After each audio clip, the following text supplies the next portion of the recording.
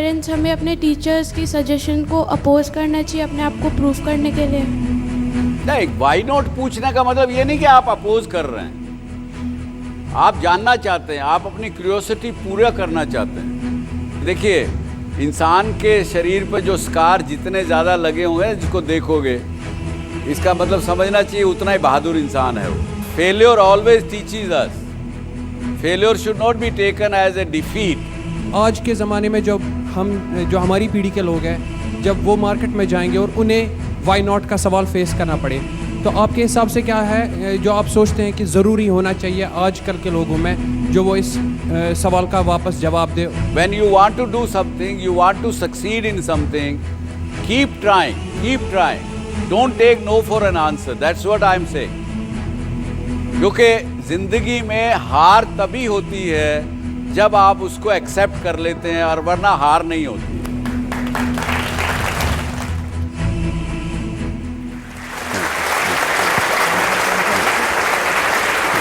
Thank you. How are you today?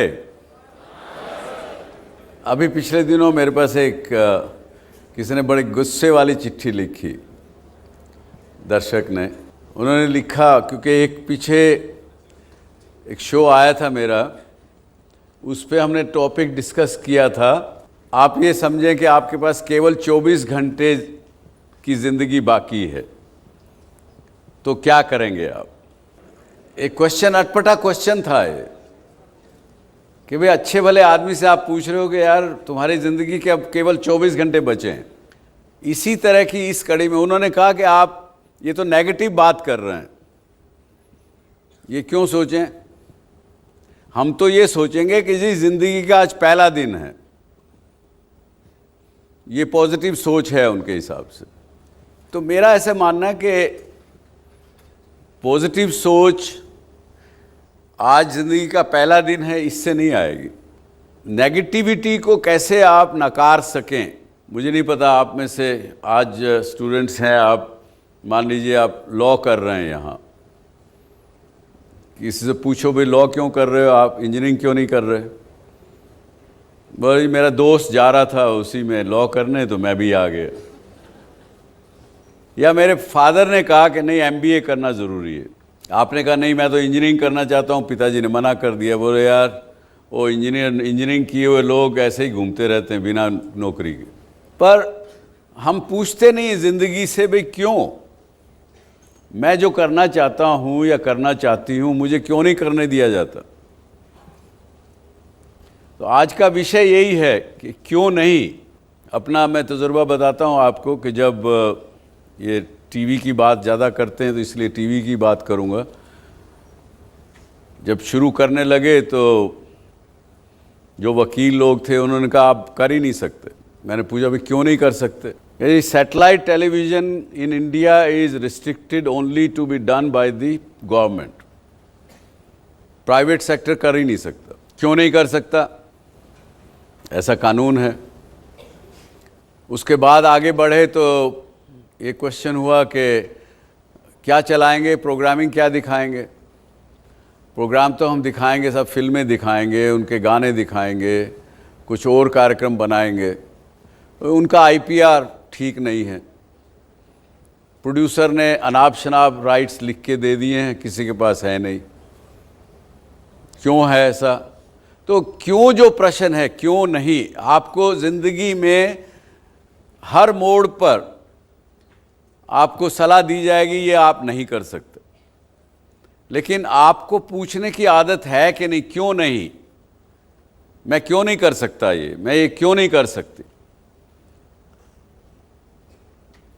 ये जब हम प्रश्न नहीं पूछते हैं अपने आप से या बाहर वालों से, तो एक न एक दिन हमारे अंदर भी नकारात्मक सोच आने लगती है। हम भी ज़िंदगी को नेगेटिव रूप में देखने लगते हैं, और जैसे नेगेटिविटी आ गई हमारे अंदर, वो मल्टीप्लाई होती है, फिर अंदर ही अंदर वो मल्टीप्लाई होती है। तो आपको कुछ भी जो चीज़ है वो पॉजिटिव दिखेगी नहीं। ज़िंदगी से हताश, निराश। अमेरिका एक ऐसी सोसाइटी है, अमेरिका में लगभग 35 से 40% लोग डिप्रेशन की गोलियां लेते हैं। और depression starts only with negativity. आप में से किसने कितना ऐसा कुछ महसूस किया है कभी? मैं 9th क्लास में था, मैं एक कोडिंग कंपटीशन में जाना चाहता था। तो मैंने अपनी फैमिली को बोला कि मेरे को 5000 रुपीज़ चाहिए, फॉर्म फिल करना है, ये करना है। तो मेरे डैड ने और लोगों से पूछा, वो बोलते हैं कि आपका लड़का तो बहुत छोटा है, ऐसे कैसे जा सकता है। तो घर वालों ने बहुत बोला कि नहीं जा सकते, नहीं जा सकते, नहीं जा सकते। तो मैंने उनसे बोला कि ठीक है, एक बार मौका दे दो, जीतूँ तो ठीक है, नहीं तो फिर मैं किसी चीज़ के लिए नहीं बोलूँगा। भले ही मैं नहीं जीता, बट मैं फेमस हो गया। और फिर घर वालों ने अलाउ कर दिया आगे कंपटीशन जाने के लिए। बट कम से कम मैं 15 दिन तक घर वालों को परेशान करता, मुझे जाना है, मुझे जाना है, मुझे जाना है, मुझे जाना है। तो आपने उनकी ना को हाँ में बदल दिया। Yes sir. बड़ा अच्छी बात, very good. Anybody else, any other example? Sir, जहाँ तक बात क्यों नहीं की है, तो मुझे ऐसा लगता है कि सर कुछ चीज़ें एडवाइजेबल होती हैं जो नहीं करनी चाहिए। टीनेज मेंटालिटी एक ऐसी मेंटालिटी होती है, एक ऐसी जनरेशन होती है जिसमें अट्रैक्शन, डिज़ायर्स बहुत ज़्यादा होते हैं। तो वो हर चीज़ चाहता है कि वो करे, वो करे, वो करे, बट एट दैट इंस्टेंट वो चीज़ उसके लिए गलत हो सकती है। तो सर, जहाँ तक बात है क्यों नहीं, तो वो सिर्फ उन चीज़ों तक लीगल है, उन चीज़ों तक रिस्ट्रिक्टेड है जो सही है। और सर बात अगर आती है नेगेटिविटी की, तो sir these all depends on our actions, on our beliefs. हम कैसे, हमारे जेस्चर है, हमारा कैसा बिहेवियर है, उसी के हिसाब से negativity and positivity it automatically comes in our mind. Good. जैसे सर अगर आप किसी होली स्क्रिप्चर्स पर भी देखें, अगर किसी if let's take example of Gita, तो सर उसमें भी लिखा हुआ है the deeds which we do, the deeds which we commit, वही सारा हमारे पूरी साइकिल में होता रहता है। क्योंकि sir it is sir like a program. जैसे कोई एक प्रोग्राम होता है, अगर उसमें हम लोग कुछ एरर करते हैं तो वही सिमिलर हमारी लाइफ पर भी फॉलो होता है कि अगर हम कुछ गलत काम करेंगे तो नेगेटिविटी आएगी, सही काम करेंगे तो वी विल फील कि हमारे एक पॉजिटिव ऑरा हमारे चारों तरफ है, और उसी के बिहाफ पर सारा होता रहता है। Very good sir. मतलब आज के 1.5 साल पहले मैं भंगड़ा सीखने गया था फर्स्ट टाइम। तो मेरे दोस्तों ने कहा, सबने कहा कि तेरे बस की नहीं है भंगड़ा करना, क्योंकि जो भंगड़े करने वाले होते हैं बहुत ज़्यादा मतलब हट्टे कट्टे होते हैं, लंबे होते हैं। तो मैंने कहा नहीं, मैं करके दिखाऊंगा। वो रोज़ मेरे को मजाक उड़ाते थे, कहते नहीं तेरे बस की नहीं, तू नहीं कर पाएगा। और सर इस साल मैंने जनवरी में इंडिया को रिप्रेजेंट किया। बहुत अच्छे। yes. और सर मोरओवर मैं उत्तर प्रदेश का था, तो मुझे कहते तू नहीं कर पाएगा। और इस साल मैंने अपने आप को मतलब मैंने इंडिया को रिप्रेजेंट किया भंगड़े में, ओमान जाके, Muscat. Very good, very good. Sir जब मैं बहुत छोटी थी, आई थिंक स्टैंडर्ड 1 और 2, मुझे तो अभी भी छोटी नजर आ रही है। सर यहाँ से थोड़ी सी बड़ी हो गई हूँ। तब सर मैंने पेरेंट्स को बोला दैट पापा I am interested in singing, मुझे म्यूज़िक क्लास ज्वाइन करा दो। तब मेरे फैमिली वेर लाइक कि नहीं क्या करोगे आप, पढ़ाई में डिस्ट्रैक्शन आएगा, आप म्यूज़िक क्लास जाकर क्या करोगे। नहीं कराया 5, 6, 7, 8, 9, 10 नहीं जाने दिया मुझे। स्टैंडर्ड 11th में क्या हुआ that there was a program in my father's camp, he is in defence. तो उनकी जो सिंगर थी सारा मैनेजमेंट उनके अंडर था। तो शी वाज लाइक वो नहीं आ पाई। तो मैंने बोला पापा क्या मैं एक बार ट्राई कर लूँ। उन्होंने बोला ठीक है। तो सिंगर तो आ गई थी, बट पापा ने मुझे सुना गाते हुए। एंड तब उन्होंने बोला कि बेटा आपके साथ तो नाइंसाफ़ी हो गई, आपको भेजना था। स्टैंडर्ड तब भी उन्होंने बोला कि अभी तो फिर आपके 12th के बोर्ड्स आएंगे फिर एंड ऑल। बोर्ड्स ख़त्म हो गए, उसके बाद जो 2-3 महीने की छुट्टियाँ आती हैं उसमें मैंने बोला पापा 3 महीने की छुट्टी है, मुझे एक सिंगिंग कोर्स कर लेने दो। देन ही सेड कि जाओ। फाइनली मैंने उनको कन्विंस कर लिया और मैंने म्यूज़िक क्लास ज्वाइन करी। फिर मेरा यहाँ पर एडमिशन हुआ, मुझे कोर्स बीच में छोड़ना पड़ा। यहाँ पर आकर मैंने फिर से कंटिन्यू किया, यहाँ पर क्लब ज्वाइन किया। यहाँ पर इतनी अच्छी ये जगह है कि यहाँ पर हमारे हर एक टैलेंट को स्टेज मिलता है, प्लेटफॉर्म मिलता है। मैंने यहाँ पर ज्वाइन किया and finally I did it sir. So आपने देखा, एक question why not can change your thought process, can change your life. जिस पेरेंट्स ने 6 साल तक उस लड़की को म्यूज़िक सीखने नहीं दिया, उसने ज़्यादा सवाल नहीं पूछे वाई नॉट, लेकिन बाय चांस जब उनके फादर ने उनको गाते हुए देखा सुना तो उनको लगा कि उसमें मेरी बच्ची में टैलेंट है और मुझे उसको करने दिया जाना चाहिए। लेकिन यदि आप प्रश्न पूछती कि वाई नॉट पापा, probably you would have started that earlier itself. Sir, we as a human being have a small lifespan here, and it is also said by our parents that you have to work hard, otherwise you will remain back with the generation which is coming on. Like if I stay today with my hobbies, I want to improve my talent. The people who are before me, like my next generation, like 3-4 years juniors are there, they will come and supersede me. So sir, how can I enhance my talent when so much competition is there in the like workplace, so much competition is there in our job scenario? If you manage your time well, there is nothing that you cannot do it. You can pursue your career, you can pursue your hobbies, still you can sharpen your talents, your faculties, your everything. ज़िंदगी में एक principal आप याद रखिएगा सभी, जो आदमी ये कहता है अच्छा कल कर लेंगे, tomorrow never comes, it never comes. क्योंकि आज आपने कहा अच्छा कल कर लेंगे, जब कल आया तो फिर बोलेंगे कल कर लेंगे, तो कल तो आता ही नहीं ना, आप पीछे भागते रहो उसके, कल कभी नहीं आएगा। It is a time management issue what you are asking, but my short answer is yes, you can pursue your career, you can pursue your hobbies, yet you can sharpen your talents, you can learn more and more. Because my belief is that a person is student throughout his life.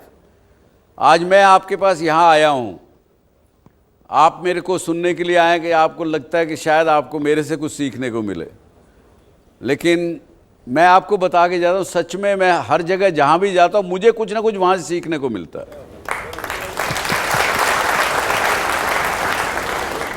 Sir, the reservation system says, why the reservation system says no to the desire of the talented students? Why not stop reservation? मैंने ये reservation की जो बात हम कर रहे हैं, अपना इंसिडेंस बताता हूँ। जब वीपी सिंह की सरकार थी भारतवर्ष में, उन्होंने मंडल कमीशन रिपोर्ट को इम्प्लीमेंट किया, लागू किया। बहुत से स्टूडेंट्स ने अपने आप को जला के मार डाला। मुझे नहीं लगता कि आप लोगों में से बहुत लोगों को याद होगी ये बात, लेकिन फैकल्टी के लोगों को कुछ ज़रूर याद होगी, आप लोगों ने पढ़ा होगा। वो भी इसलिए उन्होंने अपने आप को जलाया, जिंदा जलाया कि वो रिजर्वेशन के खिलाफ थे, उनको लगा कि ये गलत हो रहा है। एक तो राजनीति है, लोगों की वोट की राजनीति जब तक इस देश में रहेगी, parliamentary democracy in the form of what we are running today, ये चीज़ें होंगी। पॉलिटिकल कंपल्शन जिनको हम रूप दे देते हैं। दूसरा ये भी एक सच्चाई है कि इस देश को आज़ादी मिलने से पहले बहुत सी जातियों को, बहुत से लोगों को, आज भी हमारे देश में, समाज में जन्म से किस जाति में पैदा हुआ इस बात की चर्चा करते हैं लोग। वो अभी भी सोशल इनइक्वालिटीज़ हैं हमारे समाज में, उस समय बहुत ज़्यादा थी। वो समाज पिछड़े रह गए थे, उनको आगे लाने के लिए कुछ आपको, उनकी टैलेंट नहीं है उनमें, उसको मौका मिलेगा ही नहीं, कहीं भी वो जा नहीं पाएंगे। इसको करने के लिए हमारे एल्डर्स ने सोचा कि उनको रिजर्वेशन देंगे तभी वो कुछ समाज में आगे आ सकेंगे। लेकिन अगर उस समय की बात को देखें तो उन्होंने ये कहा था कि अगले 20-30 साल अगर ये रिजर्वेशन रहेगी तो उसके बाद इसको रोक दिया जाएगा, लेकिन वो रोका नहीं गया, वो चलता रहा, अभी भी चलता जा रहा है। तो फ़र्क इतना ही है, आपकी बात भी समझता हूँ, लेकिन उसका एक यही है कि उनको भी साथ में लीजिए, आप भी आगे बढ़िए, तभी काम चलेगा। Sir, I would like to deviate a little bit from the topic. Why not? Sir, I would like to talk about entrepreneurship among students. I have a long-term goal of becoming an entrepreneur and setting up our own business. And because I'm an electronics engineer, I would like to do something in my own field, which I feel that because India has so much of foreign exchange loss due to electronics import, there is a huge opportunity in the electronics industry in India. Sir, I would like to ask you one simple question, that is, a student like me who's just graduating and passing out, for them to learn entrepreneurship and to get some hands-on experience, what would you like to suggest to somebody like me? Being an entrepreneur, either you have that talent or not, you have to check that. अगर आपकी mentality बचपन से risk ना लेने की हो, या आपने सोचा हो ज़िंदगी में कि यार फिक्स इनकम मुझे मिलती रहे महीने की, साल की, उससे मैं अपनी लाइफ बनाऊंगा, अपनी शादी करूंगा और आगे बढ़ूंगा या बढ़ूंगी, तो आपको खुद को समझ लेना चाहिए कि आपके अंदर एंटरप्रेन्योरियल टैलेंट नहीं है। ये आपको खुद समझने की बात है। कोई आपको, एक आपकी चाह होती है कि मैं ये बनना चाहता हूँ, दूसरी तरफ आपके अपने टैलेंट हैं, उसकी कैपेबिलिटीज़ हैं। आपकी कैपेबिलिटी और चाहत में बहुत ज़्यादा अगर गैप होगा तो आप ना इधर के रहेंगे ना उधर के रहेंगे, ना खुदाई मिला ना विसाले सनम, ना इधर के रहे ना उधर के रहे। तो ये समझ के चलिए, बाकी कोई एक्सपीरियंस करने की और की कोई आवश्यकता नहीं। अपने अंदर विश्वास रखिए, कूद जाइए। आप में टैलेंट एंटरप्रेन्योर बनने का, आप बन जाएंगे, कामयाब होंगे, कोई परेशानी की बात नहीं। Education and knowledge are two different terms, but related to each other. And I want to know, according to you, what is the most important? Both are together. Knowledge is a result of education. When you study something, you gain knowledge. That's the result of education. Sir, मेरे को आपसे एक question पूछना था कि जब बात आती है क्वेश्चन वाई नॉट की, कि हमें अपने पेरेंट्स, हमें अपने टीचर्स की सजेशन को अपोज करना चाहिए अपने आप को प्रूव करने के लिए? नहीं, वाई नॉट पूछने का मतलब ये नहीं कि आप अपोज कर रहे हैं, आप जानना चाहते हैं, आप अपनी क्यूरियोसिटी पूरा करना चाहते हैं। सर, जब आप पूछेंगे कि जी मैं ये काम करने को आपके पेरेंट्स ने मना किया, टीचर ने मना किया, आप उनसे पूछते हैं why not, they may give you valid reason, you may get convince कि यस ये चीज़ नहीं करनी चाहिए, और otherwise you should have so much conviction कि आप उनको कन्विंस कर सको कि यहाँ ये करने जैसी चीज़ है। सर, व्हाट इफ अगर हम लोग रॉन्ग प्रूफ होते हैं, आई मीन कि अगर तो क्या हो गया, उससे सीखेंगे ना आप कुछ ना कुछ। और गलती जब होती है, देखिए इंसान के शरीर पर जो स्कार जितने ज़्यादा लगे होंगे, जिसको देखोगे, इसका मतलब समझना चाहिए उतना ही बहादुर इंसान है वो। Thank you sir. Failure always teaches us, failure should not be taken as a defeat. Sir, मैं आपसे एक बहुत सामने देखा हुआ घटना मैं बताना चाहूँगा। मैं सर गोपालगंज डिस्ट्रिक्ट बिहार से बिलोंग करता हूँ। सर, मेरे गांव में एक मुस्लिम फैमिली था। वहाँ पे एक आदमी के लगभग 6-7 बच्चे थे सर। सर, उसमें से एक जो छोटा वाला था वो लड़का था। सर, जब वो जन्म लिया उसके बाद उसकी माँ एक्सपायर कर गई। पिता थे वो दिल्ली में दूसरी शादी कर लिए, बच्चों से कोई वो नहीं था। फिर जो उसके घर के लोग थे वो बच्चों को मतलब देखभाल करना बंद कर दिए। बच्चा ठंडी में ऐसा हुआ कि उसको जॉन्डिस हुआ, फिर वो पैरालाइज हुआ, एक्सपायर कर गया। गांव के लोग मतलब कोई भी उससे बिलोंग नहीं किए। फिर मैंने अपनी फैमिली में बोला कि आखिर उसको क्यों नहीं हम लोग सपोर्ट कर सकते। सबने ये बोला कि वो दूसरे कास्ट से है। मैंने बोला कि ये सब ढोंग है। फिर जो मेरे फ्रेंड सर्कल के लोग थे वो बोले कि भाई अगर तुम इसको ढोंग मानते हो तो तुम एक ब्राह्मण परिवार से हो, तुम अपना जनेऊ तोड़ के फेंक दो। मैंने बोला कि नहीं, ऐसा नहीं होगा, क्यों नहीं हम उसको सपोर्ट कर सकते। ये सवाल तो भैया पूरे देश के सामने है।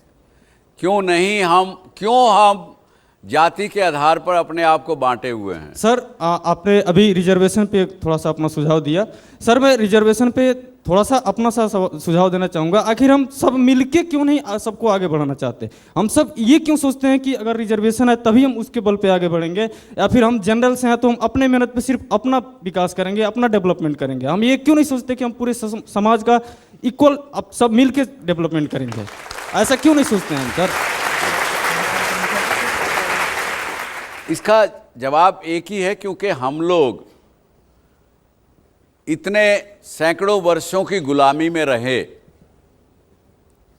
इतना कुछ सहा, उसके कारण से हम लोग से केवल मेरा क्या, मेरे परिवार का क्या, मेरी जाति का क्या, वहां तक सिमट के रह गए हैं। हम कहने वाले लोग समाज में कितने मिलते हैं? जब भी हम बात करते हैं तो हम कहते हैं मैंने ये किया, मैं ये करूंगी, मैं ये हूँगा, मुझे ये बनना है, मुझे अपने परिवार का ये करना है। हम लोग उसमें स्वार्थ में घुस गए, इसलिए हमने ये नहीं किया। इसलिए आपकी जो पीड़ा है ये आपको नज़र आ रही है। दूसरा बात आपका, हम ये कहेंगे, आप जो कह रहे हैं कि मैं अकेला पड़ गया, काम तो भैया अकेला ही करता है। आप अगर अकेले उस गांव में अपनी ब्राह्मण जाति से लड़ पड़ते और आप में अपनी हिम्मत दिखाते, ज़्यादा से ज़्यादा वो क्या करते? आपको जाति के बाहर कर देते। आप अपना कोशिश करेंगे तो एक अकेला ही चल सकता है, अकेला आदमी बदल सकता है। आप लोग अगर सब लोग लगेंगे तो इसका हल निकलेगा ज़रूर। पर हम लोग हमेशा सोच लेते हैं कि इस शो में सुभाष चंद्र से बात करो, शायद वो ठीक कर दे या कोई और ठीक कर दे। हम नहीं करना चाहते खुद, हम दूसरे से चाहते हैं कि वो दूसरा कोई आके कर दे। जब तक ये बात समाज में रहेगी, हम खुद अपना कदम एक आगे नहीं बढ़ाएंगे तो ये समाज में जो ऐसी चीज़ें हैं वो होती रहेंगी। सर, मैं उसी पर्सन का आंसर देना चाहती हूँ, रिजर्वेशन 1। सर, 4 पंक्तियाँ हैं बस, उसके लिए शायद वो समझ जाएगा।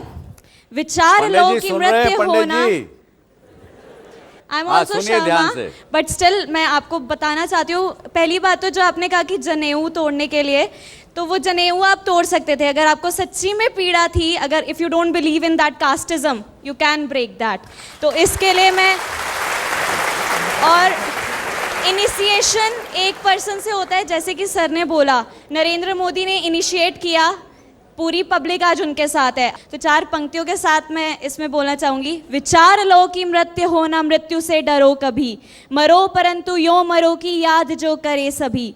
यही पशु प्रवृत्ति है कि आप ही चरे, वही मनुष्य है कि जो मनुष्य के लिए मरे, वही मनुष्य है कि जो मनुष्य के लिए मरे। I'm really happy. I would like you to come here. Stand with me. Yes.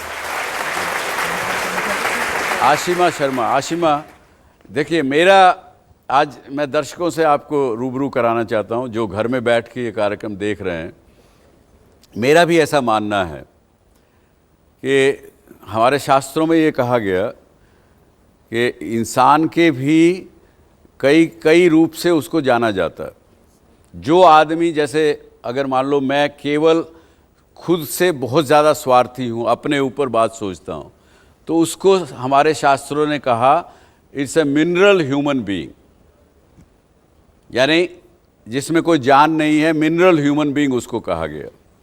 जब मैं थोड़ा सा अपना दायरा अपने से हटा के अपने परिवार के ऊपर ले जाता हूँ, बाकी और किसी की परवाह नहीं करता, तो उसको इंसान को कहा गया वेजिटेबल ह्यूमन बीइंग।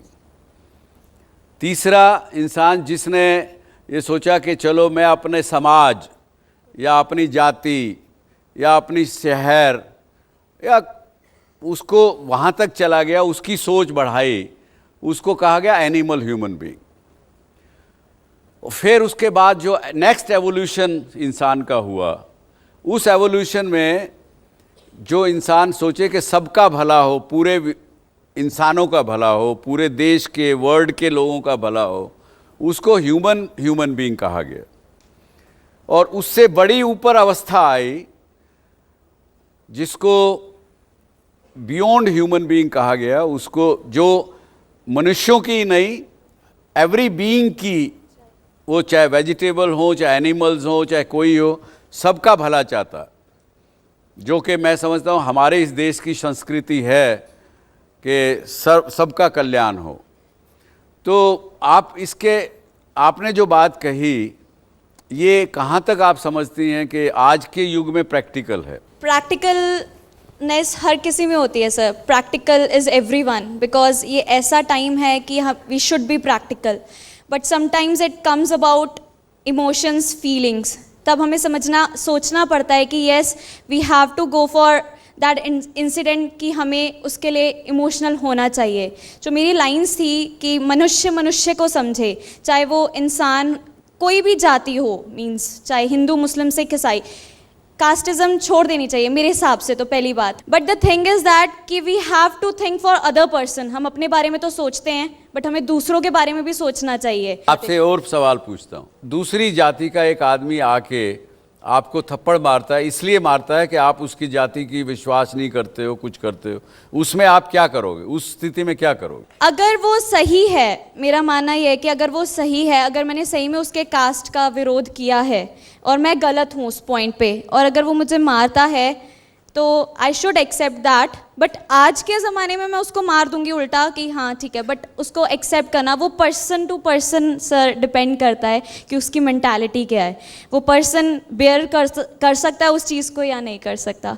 अगर मेरे को समझ आ गई उसकी बात कि हाँ ही वॉज राइट और शी वॉज राइट, तो मैं एक्सेप्ट कर लूँगी। With that, thank you very much coming on DSC show, all the best. Yes Sir, I would like to say that today's generation is quite quick-tempered. They get provoked very easily. The situation sometimes becomes that the child or the youngster make an suicide attempt. So should a direct no should be a way out, or some effective ways of saying no should be used? There are many ways. अगर मेरे को मेरा बेटा या बेटी को इस बात को पूछते हैं और मुझे ना करना है, तो मैं उनको कहूँगा शायद कि मैं उनको कहूँगा कि there is another way to look at it. Why don't you look at this way and then decide for yourself? मैंने ना भी नहीं कहा, लेकिन ना कह भी दिया.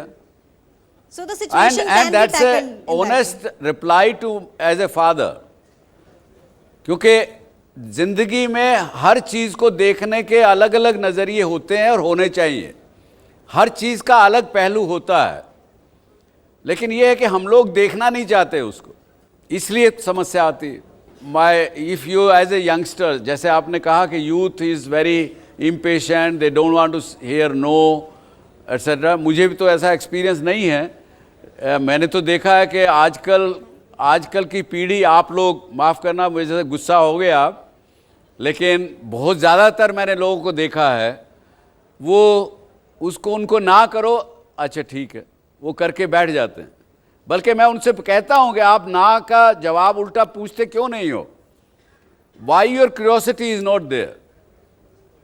क्योंकि जब कई बार हमारे पास नॉलेज की कमी होती है और हम दूसरे किसी से पूछते हैं, उसको सोचते हैं कि ये नॉलेजेबल आदमी है या नॉलेजेबल औरत है, हम उनसे पूछ के उनकी गलत बात को भी स्वीकार करके बैठ जाते हैं,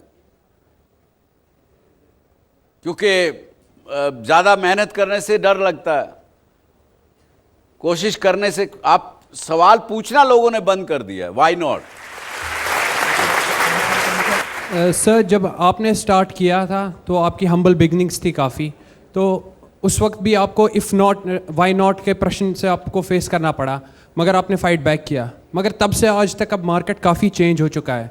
तो आज के ज़माने में जो हमारी पीढ़ी के लोग हैं, जब वो मार्केट में जाएंगे और उन्हें वाई नॉट का सवाल फेस करना पड़े, तो आपके हिसाब से क्या है जो आप सोचते हैं कि ज़रूरी होना चाहिए आजकल के लोगों में, जो वो इस सवाल का वापस जवाब दे और काफ़ी करारा जवाब मिले उन लोगों को जो वाई नॉट का प्रश्न सामने रखते हैं?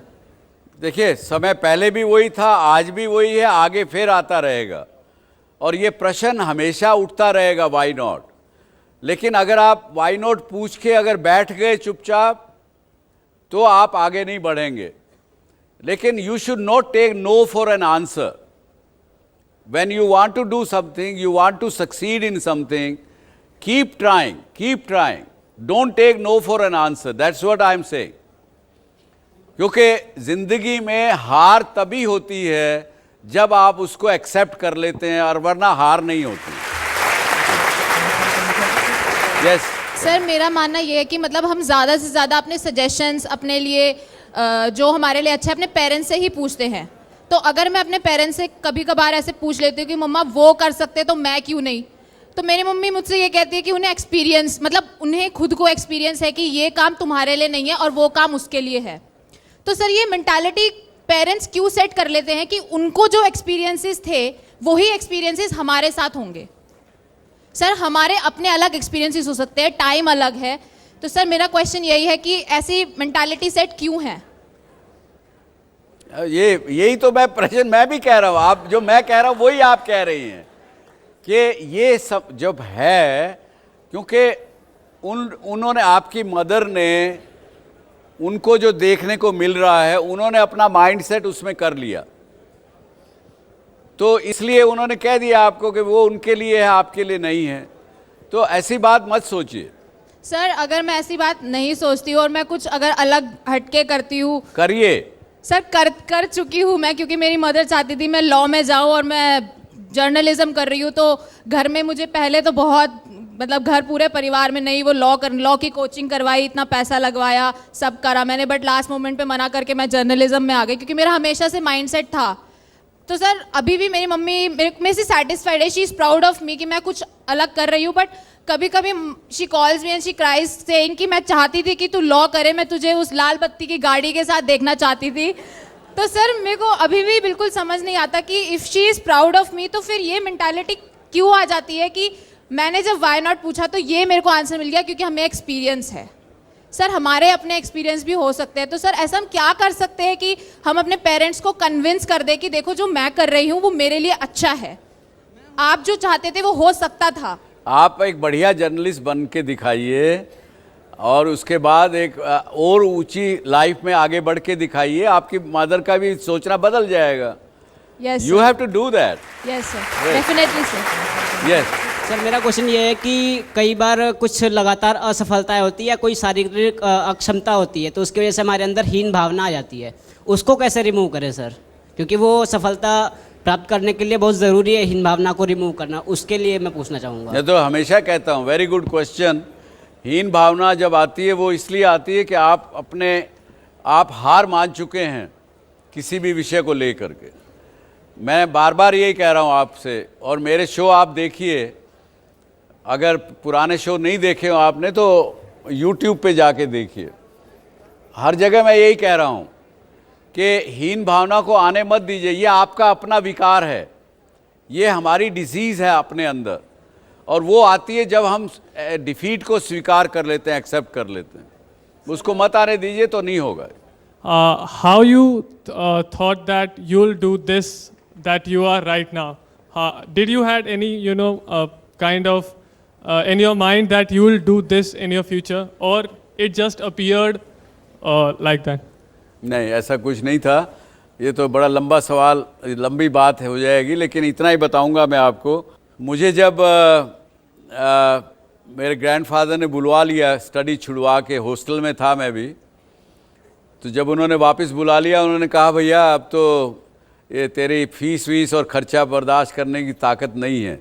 तो करीब उस समय में, ये बात मैं बता रहा हूँ आपको 1966 की, तो लगभग 300 रुपये महीना में खर्चे के लिए मैं मंगाता था घर से। तो उन्होंने कहा ये तेरे हमारे पास नहीं है, अब आप वापस आ जाओ। वापस आ गए। उस समय में मेरे सामने एक ही दिशा थी, एक ही ध्येय था, एक ही लक्ष्य था। वो था कि फैमिली के अंदर बिजनेस बंद हो चुका था, नुकसान लग चुका था, 5 लाख का कर्जा था। मेरे सामने केवल एक लक्ष्य था कि वो 5 लाख रुपए मुझे कमा करके वापस चुकाने हैं, जिसका कर्जा देना है। उस ध्येय से चला। वो जब ध्येय पूरा हो गया, उसके बाद नए से नए बेंचमार्क बनते रहे गए, लाइफ में आगे बढ़ते चले गए। पर एक टाइम में एक ही बात को दिमाग में रखिए, कामयाब अगर होना है तो, अगर आप किसी चीज़ पे चलने लगे हैं, आपको विश्वास रखिए सबसे पहले अपने आप पर, विश्वास के साथ आगे बढ़िए, पर ध्येय जो बनाया है आपने उस ध्येय को जिए, drink it, sleep with it, live with it. You will always find success. That is all I can say. With that, I would say thank you very much once again. And it was a pleasure to be here at the lovely professional university. Hopefully, I'll see you again. Thank you very much. Bye-bye. अगर आप भी doctor Subhash Chandra show में भाग लेना चाहते हैं या कोई सवाल पूछना चाहते हैं तो हमें ईमेल करें. हमारा ईमेल आईडी है dsc@zmedia.slgroup.com या आप अपने सवाल हमें SMS भी कर सकते हैं. बस टाइप कीजिए DSC स्पेस अपना सवाल और भेज दीजिए 57575 पर.